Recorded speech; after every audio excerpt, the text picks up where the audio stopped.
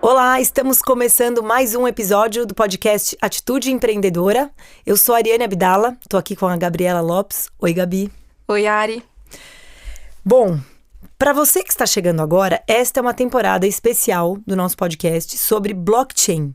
A gente se colocou a desafiadora missão de explicar o que é o blockchain na prática, essa tecnologia que disseram pra gente que está mudando, revolucionando o mundo, tanto quanto a internet. E agora eu já tô mais familiarizada com ela, né, Gabi? Ao longo dos episódios. A Gabi tá mergulhada nisso faz alguns meses, estudando o assunto. E a gente tá trazendo aqui no podcast várias pessoas que são autoridades em diferentes áreas relacionadas ao blockchain. Se você, assim como eu, no início desta temporada, não sabe o que é blockchain, ou pelo menos não sabe explicar, né? Você fala assim, já ouvi, acho que eu sei, acho que eu entendi, mas não sei explicar. O blockchain é a tecnologia que permitiu o surgimento das criptomoedas, como o Bitcoin. E chegou com essa promessa, né, de mudar o mundo tal qual, de fazer morrer o mundo tal qual a gente conhece e nascer um novo mundo. Talvez eu esteja exagerando. Mas, afinal, o que é o blockchain e o que ele tem de tão revolucionário, Gabi? Bom, exagerando tanto não está, mas a gente pode falar de forma um pouco mais prática. Blockchain significa cadeia de blocos em português. São blocos que estão conectados uns aos outros por meio de criptografia. Criptografia é uma linguagem que basicamente codifica ali a mensagem, o documento que está na cadeia de blocos. E todas as... Codifica para que nem todo mundo possa acessar, para proteger, certo? Isso. Tá. E essa corrente de criptografia é onde ficam armazenadas todas as transações que ocorrem dentro da cadeia de blocos. Então, por exemplo, no Bitcoin, se você está ali vendendo e comprando Bitcoin, você está gravando dentro daquele bloco todas essas transações. É legal falar que os 3 grandes pilares das blockchains são transparência, imutabilidade e segurança. Então, o que significa isso? Transparência porque qualquer pessoa pode ver o que está sendo transacionado. Pelo menos em regra, né? A gente tem... Os nossos convidados de hoje vão mostrar que não é bem assim. Exato. Imutável, porque uma vez que o bloco é fechado, é impossível mudá-lo. Então, muito legal que você pode sempre ver o histórico. Não tem aquela história de apagar o que passou, não. Você não modifica. E seguro, graças ao grande diferencial da tecnologia, que é a descentralização. O que significa que todos os dispositivos conectados, todas as pessoas, enfim, todo mundo conectado à rede, pode distribuir e compartilhar as informações entre si. Então não tem um grande líder que detém ali o poder e só ele pode mexer. Isso é bem revolucionário mesmo. Bom, na prática, o blockchain permite que um número enorme de pessoas se organizem entre si para criar uma rede de transações segura e confiável, sem precisar confiar em intermediários, por exemplo, como as instituições financeiras. Mas tem várias outras áreas que já estão usando blockchain, né, Gabi? Sim, a gente hoje vê blockchain sendo aplicado, aí os mais famosos NFTs em arte, cultura, filantropia, né? A gente vê instituições de caridade que estão usando blockchain, varejo, empresas públicas e privadas, como a gente vai ver hoje com os nossos entrevistados. Jurídico também está usando muito, então a gente está vendo cada vez mais aí blockchain sendo utilizado no mercado. Bom, com essa introdução um pouco mais longa do que de costume, porque esse assunto exige que a gente tome um pouco mais de tempo explicando, para simplificar, né? Esse é o nosso propósito. Vamos apresentá-los, Gabi? Vamos! No episódio de hoje, vamos conversar sobre blockchains permissionadas. Quem vai nos ajudar a entender melhor é o Marcos Sarris e o Samuel Vence, da GoLedger, empresa estratégica de defesa pioneira na construção de blockchains para empresas públicas. Marcos Sarris é mestre em Segurança da Informação pela Universidade de Brasília e em 2017 fundou a GoLedger. Já o Samuel Vence é formado em Engenharia de Automação pela Universidade de Brasília. Seu primeiro emprego foi como estagiário da GoLedger, onde hoje atua como diretor de tecnologia e sócio. Sejam bem-vindos, Marcos e Samuel, ao Atitude Empreendedora. Muito legal estar aqui com vocês. Muito obrigado pela oportunidade. Obrigado também, é sempre bom falar sobre blockchain. Posso começar do começo? O que são blockchains privadas? O que são as públicas? Quais são as principais diferenças entre elas? Enfim, e por que vocês escolheram pelas privadas? Eu sei que eu joguei muitas perguntas, mas assim, vamos começar do começo. Certo. Bom, eu, né, como vocês falaram aí, eu tô muito ligado na parte da tecnologia da empresa, né? Então, se eu me perder aqui no Technicase, por favor, me interrompam, que a gente esclarece e tal. É uma tecnologia que permitiu o registro de informações com um nível de segurança e confiança muito mais elevado do que a gente tinha no passado, né? Então, isso nasceu um Bitcoin, né? Então, foi a primeira blockchain aplicada, digamos assim. E como você falou, né, existem blockchains públicas e blockchains privadas. O Bitcoin é um exemplo de blockchain pública, né? Esse modelo nasceu nesse contexto. E aí, na blockchain pública, né, o problema que o Bitcoin veio para resolver é transferências monetárias sem um intermediário.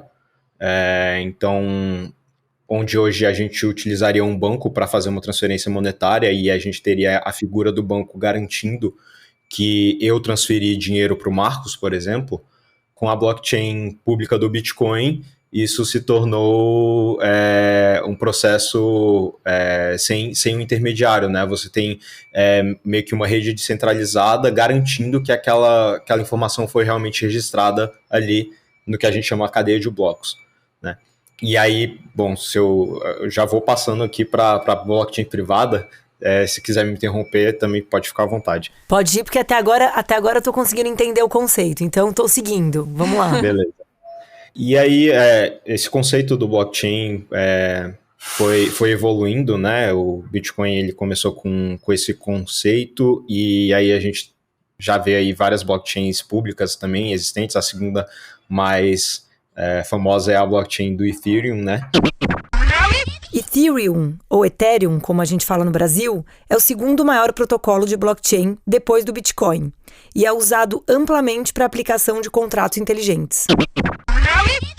Onde foram introduzidos alguns conceitos a mais, onde além da transferência monetária como a gente tem na rede do Bitcoin, a gente também tem a possibilidade do registro de informações que passam por uma regra de negócios, né, o que a gente chama de contrato inteligente, né, que é um nome bem proeminente aí no contexto de blockchain.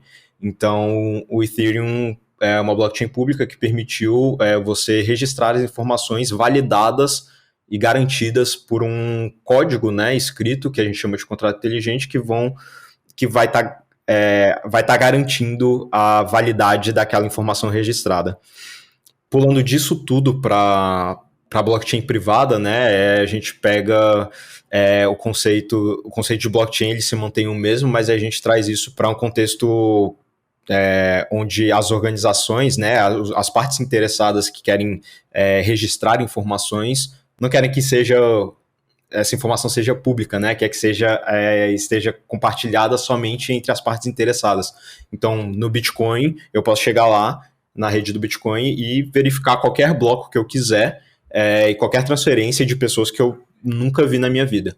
Enquanto numa blockchain privada, a gente chama muito de permissionada também, você precisa de permissão para isso.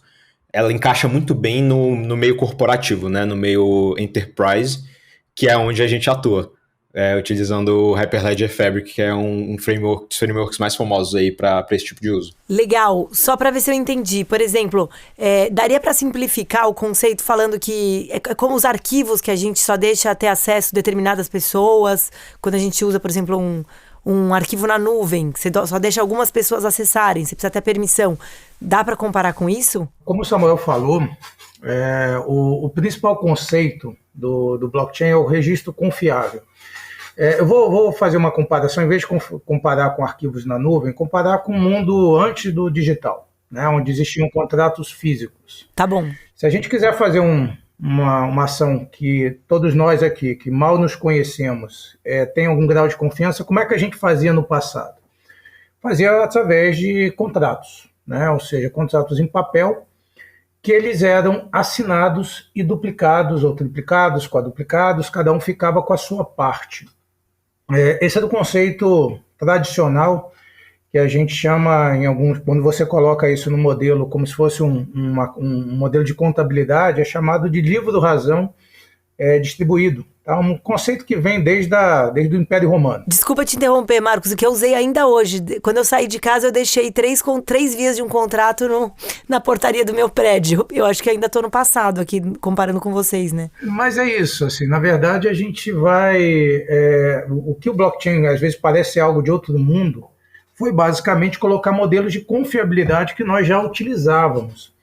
E o Bitcoin utilizou isso de uma forma fantástica, porque ele fez isso num blockchain público, ou seja, qualquer um poderia fazer esse conceito, que é o conceito de o quê? De pegar um registro, assiná-lo, né, digitalmente, com a assinatura digital que a gente usa, por exemplo, no ICP Brasil, para assinar contratos digitais, com aqueles tokens que a gente recebe de certificadoras, conceitos matemáticos, né, que a gente não vai entrar em detalhes, mas basicamente ele representa a assinatura de alguém ou de alguma entidade, e duplica essa informação e envia para lugares separados. Né? Na época do Império Romano, você duplicava informações de taxas, de impostos, de recebimentos, etc., colocava em cima de um lombo de um cavalo e um pedaço do papel, do papiro, ia para algum lugar diferente.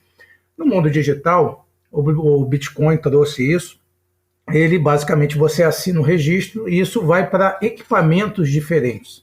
Como no Bitcoin, qualquer pessoa, eu agora que nesse momento eu posso ser um nó do Bitcoin, eu posso tentar assinar informações no Bitcoin e assim por diante, isso é o que nós chamamos de uma rede pública e não permissionada, ou seja, ninguém precisa de permissão para entrar.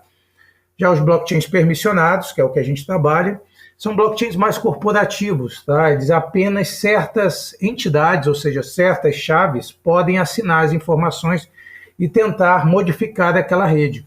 Tá? Então, esse é um conceito que a gente traz, tá, para pegar problemas reais que envolvem diversos atores, diversos participantes e colocá-los ali numa rede confiável entre participantes que nem sempre confiam tanto um entre o outro e que precisam ali ter o mesmo processo validado digitalmente. Maravilha. Eu queria que se você pudesse dar um exemplo para a gente. Hoje existem, no mundo dos blockchains, o maior blockchain permissionado do mundo, chama-se TradeLens. É um blockchain que nasceu de um projeto da maior transportadora marítima do mundo, a Maersk, junto com a IBM, projeto interno, tá, para fazer desembaraço de produtos, de elementos no comércio marítimo. Essa iniciativa deu tão certo que virou uma empresa separada. É um grande blockchain permissionado com a plataforma Hyperledger Fabric. Hoje, se você recebe algum produto que passou por um navio, existe uma boa chance dele ter passado por um blockchain, já foram bilhões e bilhões de registros, para fazer coisas, intermediações entre todos os atores da cadeia, desde atores do próprio transporte marítimo, desembaraço, aduanas, todos eles fazendo parte dessa cadeia e fazendo o seu registro e fazendo com que operações que antes levavam mais tempo possam levar menos tempo. Esse é o maior. Mas nós aqui nessa maior, a gente tem alguns projetos nossos, né, que a gente tem trabalhado no Brasil também. Eu queria aproveitar e perguntar, até para esclarecer para os ouvintes, se vocês poderiam explicar um pouco mais o que é a Hyperledger, como que ela permite que vocês criem blockchains privadas. Bom, primeiro de tudo, vamos pegar a primeira parte do nome, né? A primeira parte do nome, Hyperledger, faz referência a uma iniciativa de dentro da Linux Foundation, né? A Linux Foundation é uma organização que fomenta tecnologias abertas, né? De código aberto e tal. Então, eles têm diversos projetos, né? Eles são basicamente uma organização guarda-chuva que fomenta diversos projetos. E o Hyperledger é o projeto que eles fomentam relacionado com blockchain. E aí, dentro do Hyperledger, a gente tem vários outros subprojetos, digamos assim, para atacar diversos problemas, diversas áreas, digamos assim, da utilização de blockchain, né? E aí, o principal projeto é o Hyperledger Fabric. Ele é essencialmente um framework em código aberto, né? Então, o código ele é liberado. Qualquer um que queira utilizar pode utilizar sem custo, e não só isso, pode contribuir com o código e ele é um framework construído para ser uma implementação de blockchain privada e permissionada. Então, com a utilização dele, né, ele tem toda uma comunidade ao redor, ele tem os desenvolvedores core, né, da plataforma, mas qualquer um pode contribuir, né? Nós mesmos na GoLedger já contribuímos com o código do Hyperledger Fabric, e ele tem todo o ferramental ali, todos os elementos que implementam uma rede dessa, né, para que a gente possa subir novos nós, subir uma rede do zero, né, e subir novos nós, adicionar nós nessa rede, enfim, fazer toda essa gestão que um blockchain privado precisa, né? A iniciativa Hyperledger nasce, né, principalmente com essa plataforma chamada Hyperledger Fabric, que é capitaneada pela Linux Foundation, mas ela começou a evoluir ao longo dos anos, e hoje eles se chamam de Greenhouse, é uma grande estufa de projetos open source. Open source, em português, é código aberto. É um modelo de desenvolvimento colaborativo que permite que um produto seja consultado, modificado e redistribuído livremente, sem que precise se pagar uma licença comercial para isso.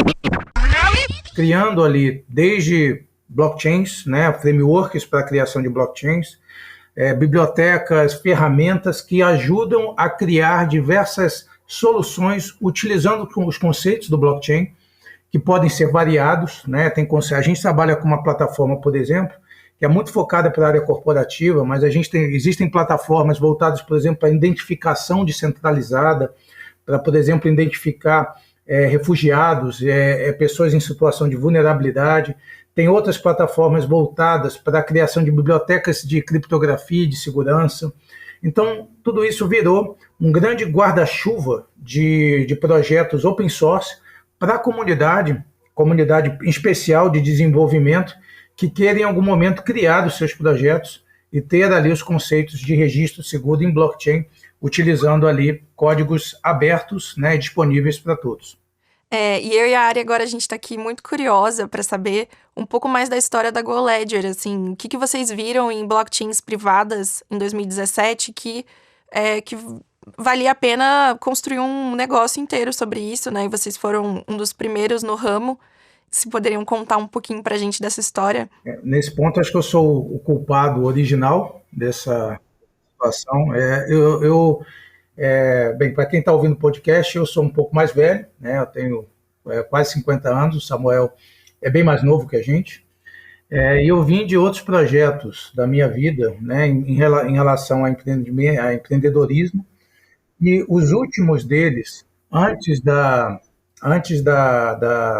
GoLedger, né, um deles foi uma fintech e o outro foi na área de logística, né? Então, durante a fintech, né, eu comecei a ver principalmente uma modelagem no mundo das criptomoedas, né, tudo que estava aparecendo, isso lá em 2015, 2016, como começou a aparecer as criptomoedas, e comecei a entender esse conceito, né, e ver quais seriam os potenciais. Não fiz nada naquele momento. E na área de logística, né, principalmente no modelo ali de poder fazer desembaraço de transporte terrestre, eu comecei a ver toda a dificuldade que tinha, em especial dos caminhoneiros, né, de fazer desembaraço das suas mercadorias, pelo fato da informação que eles precisavam apresentar ser distribuída. Tá? Então, você imagina que hoje um caminhoneiro ele sai com um manifesto gigante, que tem ali informações fiscais, informações de meio ambiente, informações de desembaraço interestadual, e assim por diante, ou que interessam só a distribuidora, interessam só o varejista. Então, ali começou a fazer uma liga do que precisava, do que uma tecnologia distribuída poderia atuar. E, por coincidência, eu também fiquei ciente de um projeto que estava acontecendo no Banco Central. O Banco Central fez um estudo de blockchains permissionados. Esse estudo está disponível hoje, chama-se SALT, S-A-L-T, que basicamente fez uma simulação da utilização do blockchain permissionado como uma substituição do SPB, do Sistema de Pagamento Brasileiro.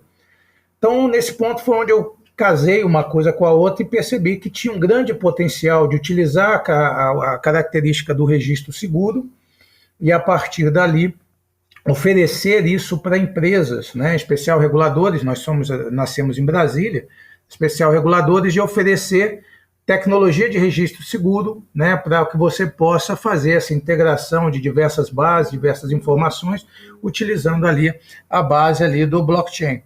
E aí, a partir dali, né, nasce a GoLedger, né, e o Samuel é parte dessa história. Muito bom. Então, agora você já respondeu um pouco uma pergunta que a gente tinha de por que fazer blockchain privado para o setor público. Foi porque você identificou ali realmente a necessidade dos órgãos regulatórios. É isso, né? Pelo fato de eu ter trabalhado bastante tempo, né, em órgãos regulatórios em Brasília como fornecedor, eu imaginei, né, a gente vê a dificuldade que é principalmente de um regulador de controlar leis, né, que envolvem toda a sua cadeia regulada, né? Então você imagina que você tem ali diversos órgãos que tem que regular meio ambiente, tem que regular a área de energia, a área de aviação, a área de transporte, etc. Tá? E aí nasce uma lei que fala o seguinte, você tem que fazer com que todos os participantes da sua cadeia tenham esse tipo de processo.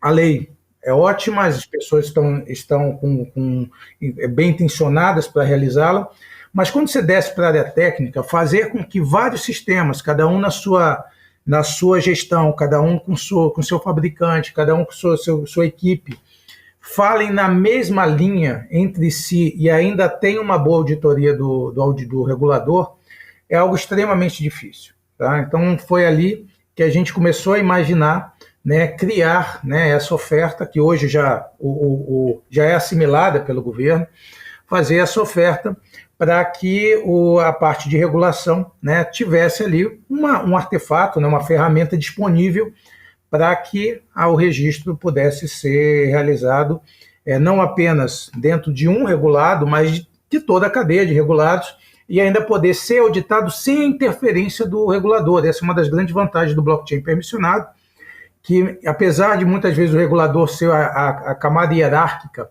mais alta da rede, a gente consegue desenvolver plataformas que por exemplo, não permita uma modificação, né, de um determinado registro pelo regulador, mesmo ele sendo ali aquele que capitaneou aquela rede. Então dá um grau de confiabilidade muito maior em relação a esses processos regulados, que foi nossa oferta inicial, e hoje a gente tem, não apenas para governo, mas também para a área privada, tem sido uma boa ação conosco. Agora, quem decide, por exemplo, você deu esse exemplo do órgão regulador, muitas vezes ele não poder fazer uma modificação. Por que ele aceita isso? Quem toma essa decisão? Essa é uma decisão, na verdade, que vem da legislação. Então, quando você pega um projeto, né, imagina um projeto como existe hoje, um blockchain, né, para fazer registro dentro da Agência Nacional de Aviação Civil, registro de etapas de voo e manutenções de aeronave. Na legislação, não é permitido que o regulador crie um registro de um voo, de uma decolagem de um avião, de um pouso de um avião. Só quem pode fazer isso é a companhia aérea. Tá? Então, só que dentro dessa rede, se eu fizer isso dentro, por exemplo, de uma tecnologia tradicional, de um banco de dados relacional, por exemplo, isso armazenado ali dentro da rede, eu acabo dando permissão para alguém com credenciais de administração de poder fazer essa alteração. Só que com o blockchain, isso eu consigo fazer com que nem mesmo eu, né, que de repente fui eu que às vezes até banquei a rede, consiga fazer essa alteração, e aí que entra a equipe do Samuel, né? Quando a gente começa a pegar o processo, e aí eu pego o processo, a lei, a regulação, e eu passo para a equipe do Samuel, e o Samuel começa a desenvolver os conceitos técnicos para criar esse processo, essa plataforma, para que ela funcione dessa forma dentro de um ambiente regulado. E nunca aconteceu de alguém falar disso dar problema na relação, de alguém estar acostumado a mandar pelo crachá e falar, você sabe com quem você está falando? Eu tenho que mudar isso? Isso já aconteceu?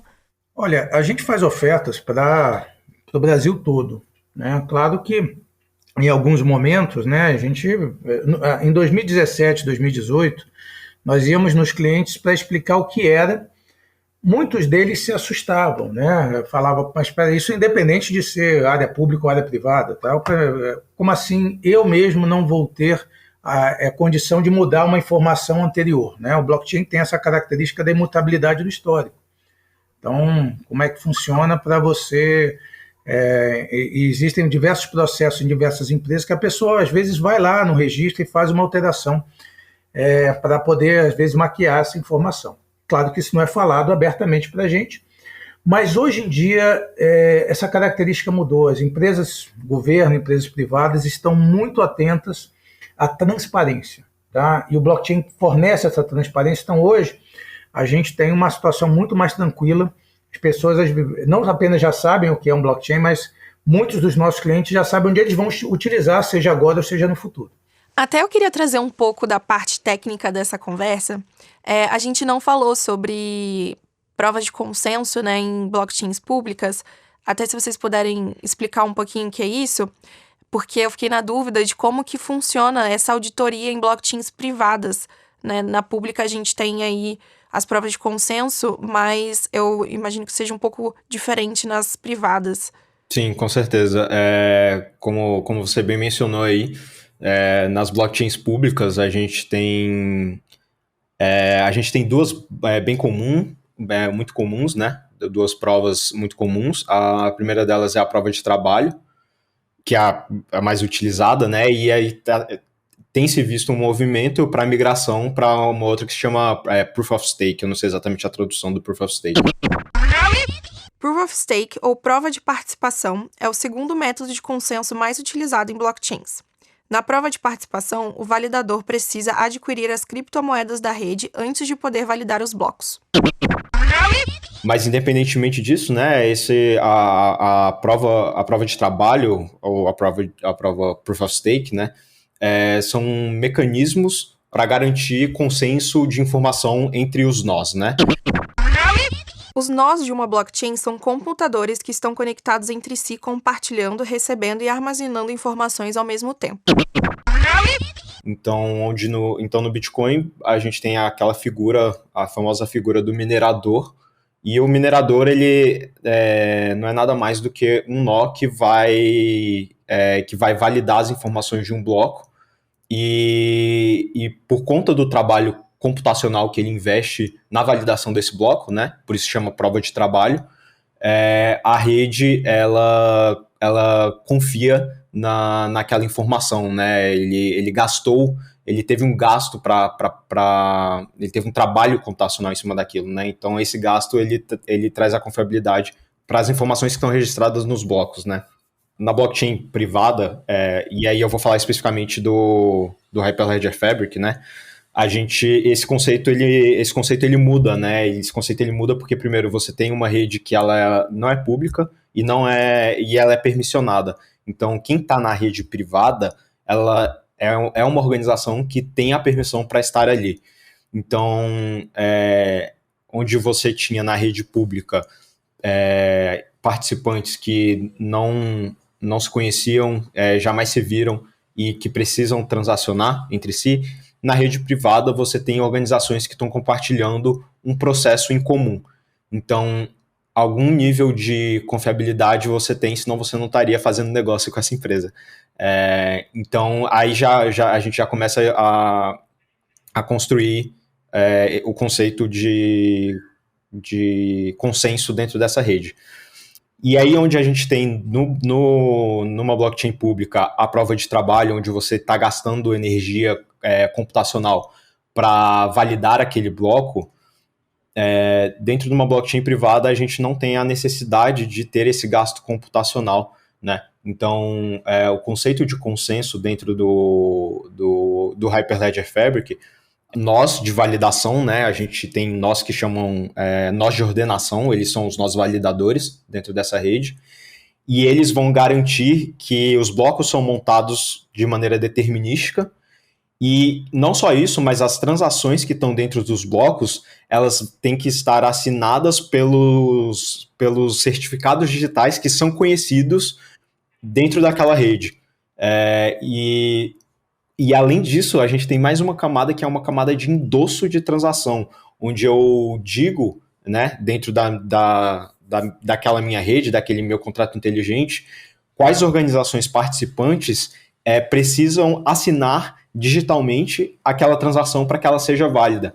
Então, por exemplo, se eu tiver uma rede com 4 organizações, eu posso dizer que pelo menos metade das minhas organizações precisam assinar cada transação para que aquela transação seja válida. Então, se uma organização pedir uma transação e ela for a única que assina aquela transação, essa transação não vai passar para frente, ela não vai ser válida e não vai entrar dentro de um bloco. E então eu posso criar essas regras, né? Eu posso inclusive criar regras onde eu preciso da assinatura de todas as organizações.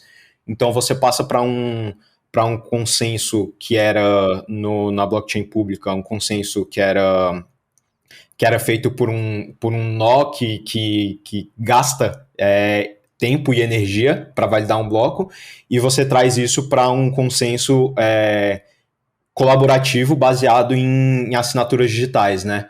Então, isso torna a rede muito mais eficiente e com uma vazão de transações muito maior do que as redes públicas, por exemplo.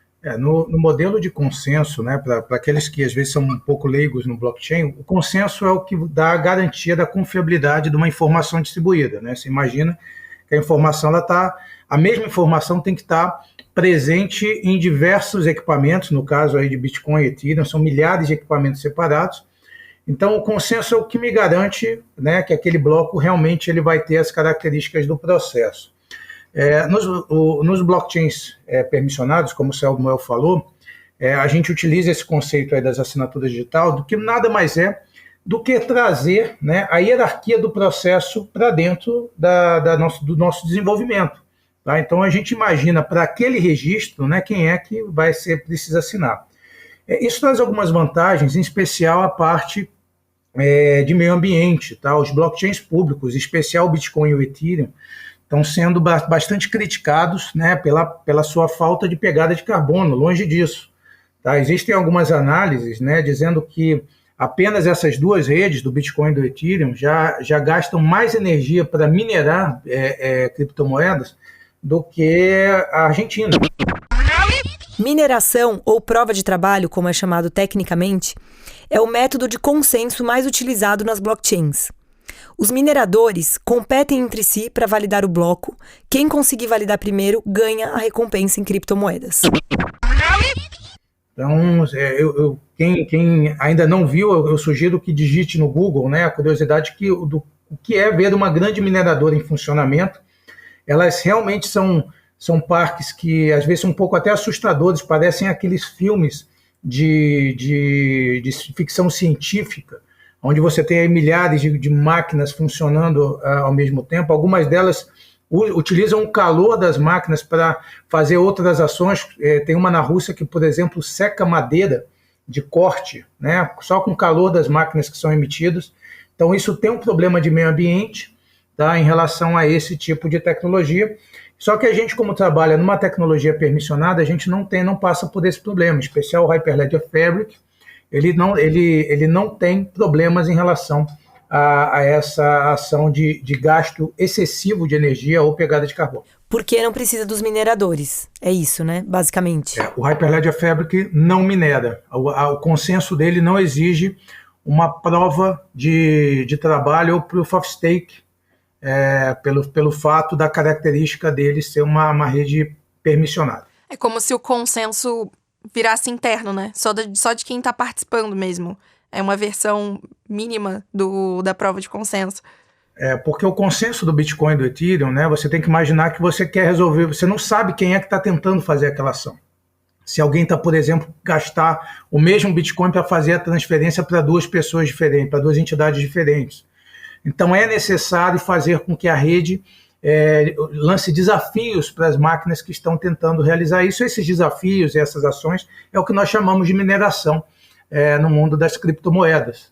Só que num blockchain permissionado, você consegue utilizar o fato de você já conhecer quem está ali, as assinaturas já são conhecidas, então você não precisa fazer um desafio para alguém para alguma entidade ou para algum nó do blockchain para que ele prove que ele é ele mesmo, né? A própria assinatura digital já dá essas características, então você consegue ter redes de uma velocidade absurda, inclusive, tem algumas redes da Hyperledger Fabric que conseguem mais de 5.000 transações por segundo. Tá? Isso é uma velocidade razoável em relação a registros de bloco, tá? E a partir dali você consegue dar confiabilidade sem ter essa questão energética envolvida. Eu queria perguntar uma coisa agora sobre o negócio, né? Da perspectiva de quem empreende. Quais são os desafios de negócio que vocês têm com a GoLedger? A GoLedger, ela tem uma missão em especial, lançar, né, o conceito do blockchain permissionado para todas as empresas. Tá? O blockchain permissionado, como eu falei, ele foi utilizado, né, nos últimos anos, em especial em grandes empresas, né, empresas como o Walmart e assim por diante, ou a Maersk, enfim, grandes empresas que abraçaram a tecnologia, mas nós aqui da GoLedger queremos levar essa tecnologia para pequenas empresas ou médias empresas que muitas vezes ainda não entenderam que o blockchain permissionado pode resolver essa situação para ela. Então, quando, por exemplo, o Samuel tem algum desafio, né, para poder, a gente traz algum cliente, ele começa a fazer um desenvolvimento que faça sentido, por exemplo, para empresas que nem sempre são tão grandes, né? A gente tem empresas, startups pequenas trabalhando conosco, em diversos ramos, né? Desde a parte de licenciamento de veículos até a parte de ESG, logística reversa, e eles, a partir dali, começam a ter as características e as vantagens de um registro confiável em plataformas, tá, que muitas vezes eles imaginariam ter que gastar muito dinheiro com isso e não precisam. Então, os nossos desafios são de catequizar, né, não da tecnologia, que ela já está mais que provada, mas para as pequenas e médias empresas que elas podem utilizar as vantagens de um blockchain permissionado para dar mais valor aos seus produtos, para dar mais vantagens aos seus sistemas e aos seus clientes. E tornar tudo isso acessível, né, também. Tanto tecnicamente acessível, né, quanto financeiramente acessível. Um dos desafios, né, do nosso, não apenas para os clientes, é também para a área técnica. Aí é um trabalho do Samuel. A gente tem uma etapa de catequização dos técnicos, dos desenvolvedores, para que utilizem ali desenvolvimento em blockchains permissionados, inclusive utilizando alguns dos artefatos que nós fornecemos. Não só isso, mas também o próprio framework do Hyperledger Fabric, né? A gente já está aí há quase 5 anos, né? E tecnologia é uma coisa que anda muito rápido. Então, há 4 anos atrás, quando eu comecei a trabalhar com Hyperledger Fabric, o cenário era bem diferente do que é hoje em dia. Muita coisa a gente teve que se debater internamente, né, para resolver problemas técnicos, né, e para criar as tecnologias que a gente usa hoje em dia, né, facilitando o nosso próprio trabalho e inclusive contribuindo com a tecnologia, com o framework, para que ele possa avançar e se tornar cada vez mais fácil de utilizar. Eu queria fazer uma pergunta para vocês, e mais para entender a visão mesmo de vocês de mercado, que hoje a gente vê muitos entusiastas, né, de blockchain que, de certa forma, criticam as blockchains privadas exatamente porque elas fogem um pouco da proposta das blockchains, né, que é de ser descentralizado, e nessa coisa da Web 3.0, de todo mundo ter acesso, e as blockchains privadas, elas, né, vêm com uma proposta de ser uma coisa mais interna entre organizações. E eu queria saber o que vocês pensam sobre isso, assim, se blockchains privadas têm certos momentos que são realmente mais vantajosos do que as públicas, como que vocês se posicionam? Eu sou bastante tranquilo, né, quando a gente encontra alguma discussão nesse sentido. Tem, claro, pessoas muito puristas falando que os o conceito do blockchain tem que ser no modelo público, né, onde todo mundo tem acesso, etc. Para mim, eu respeito, né, todas essas considerações, mas a nossa maior visão é utilizar as ferramentas que nós temos para resolver problemas. Os blockchains, em especial aqueles que utilizam criptomoedas, blockchains públicos, né, que tem criptomoeda, eles muitas vezes se tornam proibitivos para diversas empresas, em especial pequenas, porque blockchains que utilizam cripto, você tem que pagar em cripto para o registro da transação. Então hoje, por exemplo, no Ethereum, né, se eu quiser registrar uma transação, eu tenho a figura do gas, né, que é um pedacinho em Ether que você tem que dar para a rede para que você registre essa transação. E essa mesma figura se repete em diversos outros blockchains públicos. O Ethereum hoje está muito caro, né? Então tem muita gente migrando para outras plataformas, ou Layer 2, né? Então você tem Binance, você tem Polygon, você tem aí outras plataformas para fazer esse registro, mas acaba que você tem custo. Então, nesse ponto, a gente oferece para o mercado, né, a tecnologia que tem os conceitos de um blockchain. Tá? Então, como eu falei, eu não gosto de entrar nessa discussão, né, em relação à parte do purismo disso, de ter ali os nós todos públicos. Inclusive, a gente tem conceitos de rede, de blockchains permissionados que tem nós públicos, né, especiais nós de auditoria, onde você tem ali o conceito, né, de você fazer o registro, mas aquele nó vai ser um nó apenas para gerar informação, e a partir dali resolver problemas, tá? Resolver problemas em especial de integração entre partes, de regulados ou entre consórcios, para que se resolva o problema. Se alguém quiser chamar isso, em especial, muita gente fala que ao invés de blockchain tem que chamar de DLT, que é Distributed Ledger Technology. Para mim é algo que não me incomoda, tá? Então, basicamente, se alguém se incomoda em falar que o blockchain permissionado, na verdade, é um DLT, eu não tenho nenhum problema de chamar de DLT, desde que eu esteja resolvendo o problema dos clientes e das entidades que estão participando da rede. Tá ótimo. E para fechar, eu queria saber como é que tá o desenvolvimento desse mercado, assim, para a gente ter uma noção. Tem muitas empresas que já estão usando, tem muito espaço ainda para crescer. Queria ter uma temperatura. É claro que a gente não pode falar aqui estatisticamente, né? Mas queria ter uma ideia de como é que tá a utilização de blockchains privadas hoje no Brasil. Bom, o que a gente está trabalhando hoje, né? A gente está trabalhando com grandes empresas públicas, né? Então, a gente está com trabalhos na Petrobras, na Eletrobras e no Banco do Brasil. Também na Celepar, né? Que é a empresa de tecnologia de informação do Paraná. Então, como o Marcos falou lá no início, né? Os órgãos públicos já estão muito atentos a essa tecnologia, né? E cada vez mais. A gente está trabalhando junto com uma empresa chamada Eco3, que são braços de rastreabilidade de empresas como JBS, Frigol, Lojas Renner. Temos aí outros clientes que já atuaram conosco, como Polícia Militar de São Paulo, né? Então, todos eles desenvolvendo ali plataformas em blockchain. E muitos clientes que não são tão conhecidos, mas que para mim são os que, claro, eles têm um ticket menor dentro da empresa, mas eu gosto demais, porque quando você vende para um cliente que não é tão grande, né, o valor que esse cliente está dando para você ele é muito maior, né, porque aquele dinheiro às vezes faz muito mais falta do que um cliente grande como uma Petrobras. Então nós temos ali uma linha de clientes, né, que não são tão conhecidos, mas que utilizam o blockchain como um ferramental ou para integrar, né, entre parceiros ou para criar registros confiáveis.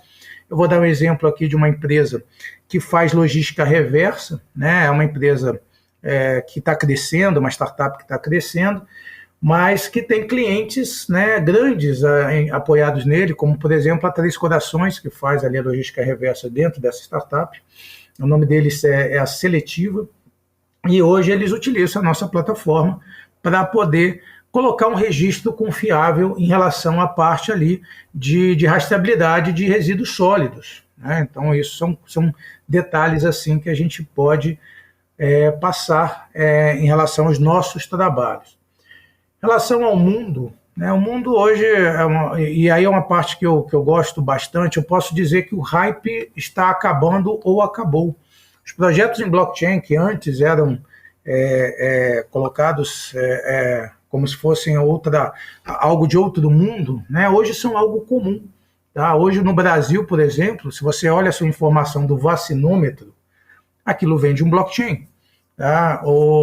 Dentro ali, nós já temos empresas, startups que estão fazendo registros cartorais, ainda como espelho, porque precisa mudar a lei, registro de imóveis, registro de títulos, tudo isso sendo realizado dentro ali de plataformas. Existem todas grandes empresas como a UPS, utilizando blockchains, sem grandes estardalhaços, apenas resolvendo o problema. E agora, mais recentemente, né, o Brasil, em especial a turma do BNDES, né, abriu a rede nacional, a rede brasileira de blockchain, a RB, exatamente, né, eles fizeram isso e estão lançando uma rede permissionada e pública, tá, utilizando ali, inclusive, artefatos Hyperledger dentro dessa rede. Eu acho que a tecnologia está chegando num ponto onde as tecnologias que foram provadas no tempo, né, chegaram, que é o ponto onde elas são utilizadas, mas você não ouve falar delas. Você, como usuário final, não ouve falar delas. Ninguém sai falando por aí, nossa, olha aquela informação que veio do banco de dados MySQL de não sei quem. Ninguém sai falando disso, né? Então é o que o Marcos falou, informações do Ministério da Saúde estão no blockchain e você, como cidadão, nem sequer sabe disso, né? Mas a tecnologia está ali trazendo valor para dentro do processo. E nem precisa. Esse é o nosso conceito principal, né? Se você... a nossa missão não é que você use um blockchain, e sim que você tenha um aumento de produtividade. De repente, aquele processo que levava 2, 3 dias está levando ali algumas horas ou alguns segundos. Para o cidadão não interessa qual é a tecnologia ali, né? Para nós, a gente quer utilizar o blockchain para fazer com que essas ações, né, sejam visíveis, não através de um anúncio que está sendo utilizado o blockchain, mas sim pelo ganho de produtividade, pelo maior aumento de transparência, pelo aumento de segurança e pelo aumento de produtividade, diminuição de tempo em certos processos. Muito legal. E eu sempre que eu falo que é a última pergunta, nunca é, e eu devia já ter aprendido isso, mas eu não aprendi. Eu queria fazer mais uma, que é até um pouco boba, que eu tava pensando se eu devia fazer ou não, mas as perguntas bobas às vezes têm sua utilidade, né? Muitas vezes. Que é, quando vocês falam de tudo isso, vocês falaram de pequenas empresas, a gente tem uma pequena empresa, né? O Atitude Empreendedora é o podcast do Ateliê de Conteúdo, que é uma pequena empresa de serviço. Mas não tem tecnologia, assim, nesse sentido, a gente não usa tecnologia no nosso core. Nosso core é escrita, né? Entrevistar, escrever.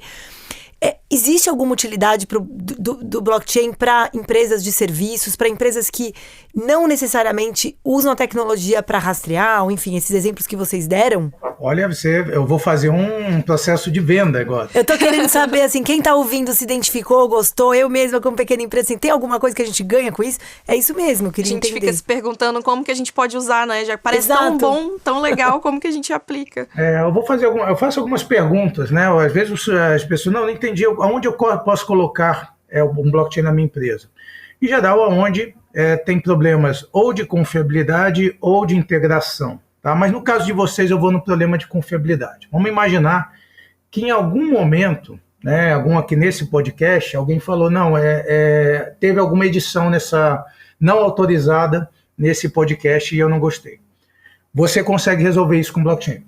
Tá? Com blockchain, você consegue voltar no tempo e definir que aquele registro foi feito. Eu posso pegar esse podcast que nós gravamos, compactá-lo de uma forma digital, tirar uma assinatura digital dele, nós chamamos de hash, e gravá-lo num blockchain.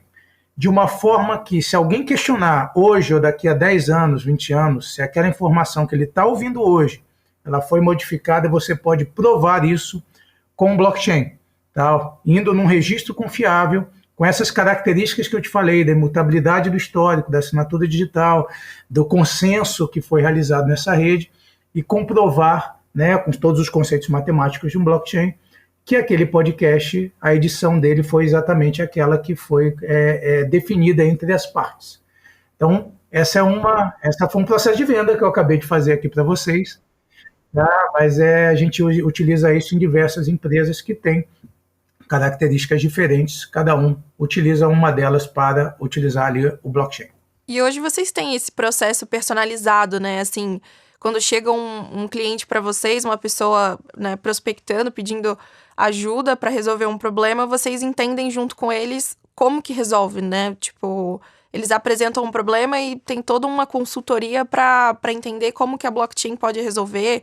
E aí entra a questão dos contratos inteligentes, né? Como que eles vão ajudar. A gente tem templates para registro de documentos, né? Então, mais ou menos na linha do que o Marcos falou, do registro de um áudio, né? E garantir que aquele áudio não foi alterado depois, no caso do podcast. A gente pode fazer a mesma coisa para documentos, PDF, DocX, enfim, o que vocês imaginarem aí. Então, a gente tem esse template, chama GoProcess. A gente tem templates para identificação de pessoas, que é o GoBio. A gente tem o template para votação online, né? Então, um processo onde a gente utiliza mais de um blockchain para garantir a anonimidade do voto e garantir que aquele voto só foi...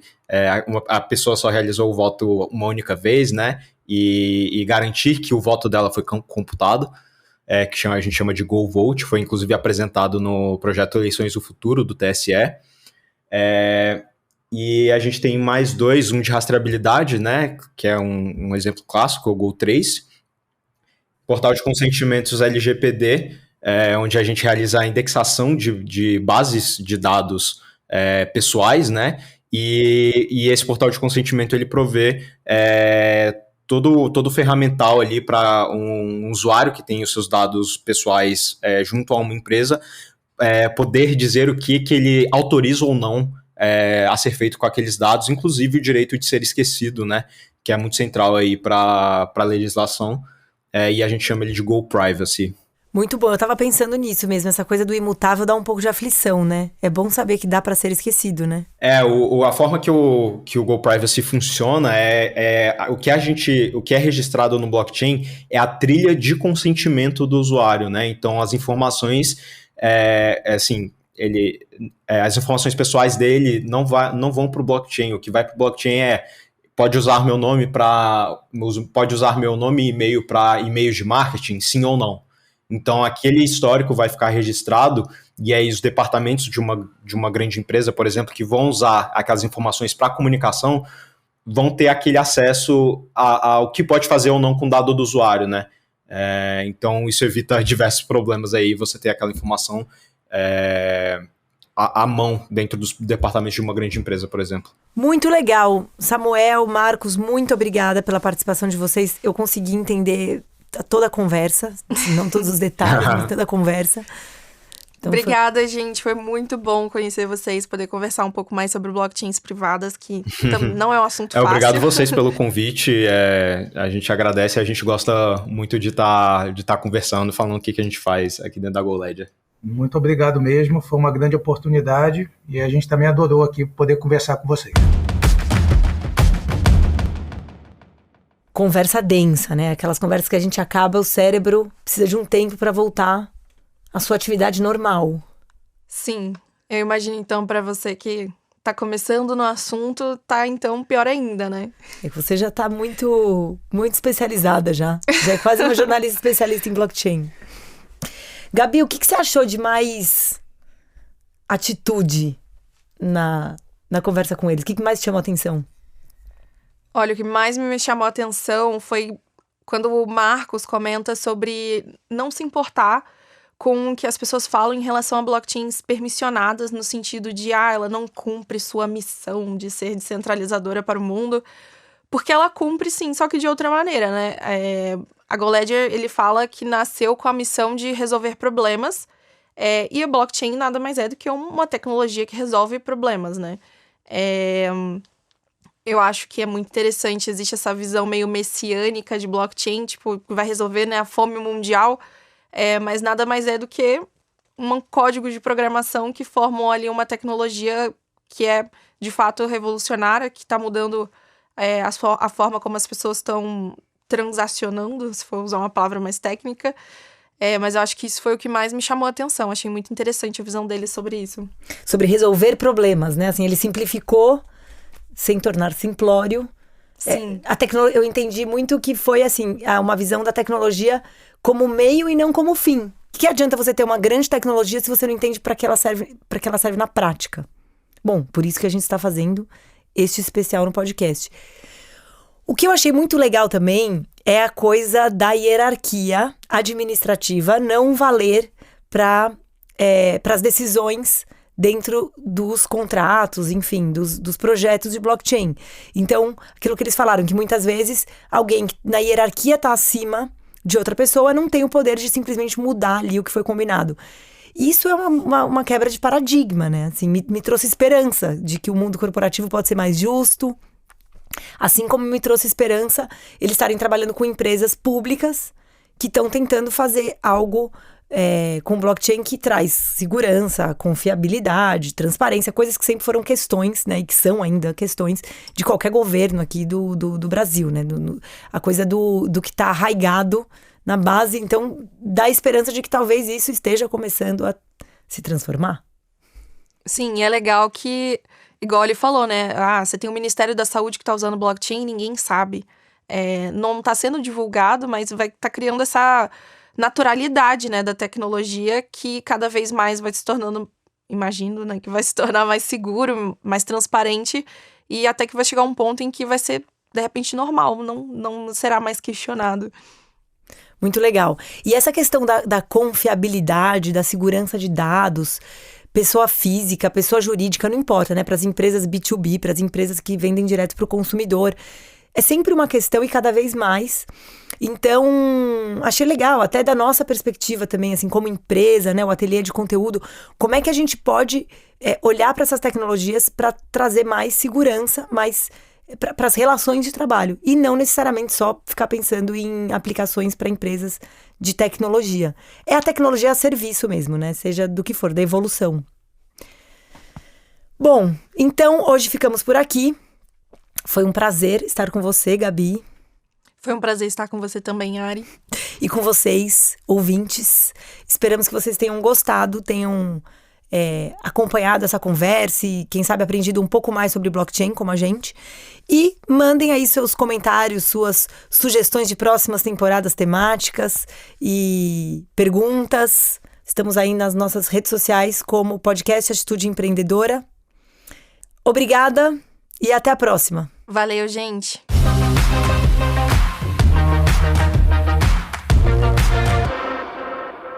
Esse podcast é uma parceria do Estúdio Teses com o Ateliê de Conteúdo. O episódio foi produzido por Ariane Abdala, Gabriela Lopes, Silvia Balieiro, Ana Carolina Berg-Miller, Júlia Fregonese, Giovana Dias, Lorenzo Iatalese.